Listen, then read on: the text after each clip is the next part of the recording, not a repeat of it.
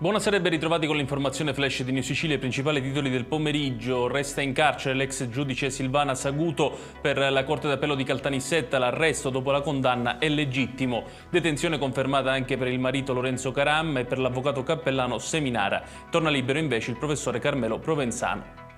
La Protezione Civile ha disposto per l'Etna il passaggio di livello di allerta da verde a gialla con il conseguente innalzamento del rischio di attività eruttiva da basso a medio. La decisione arriva dopo la riunione di ieri circa la pericolosità del vulcano in considerazione degli ultimi fenomeni registrati.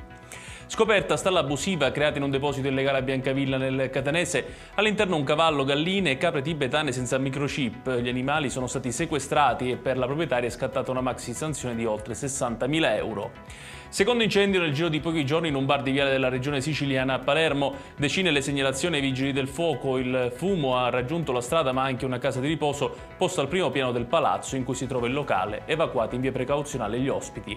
In conclusione il meteo, weekend soleggiato in Sicilia, per la giornata di domani infatti la Protezione Civile non ha comunicato alcuno stato di allerta, le province più calde saranno Catania e Siracusa con massime di 22 e 21 gradi. Ed è tutto per questa edizione, tutti i dettagli su queste notizie li trovate sul nostro sito www.newsicilia.it. Grazie per averci seguito e arrivederci.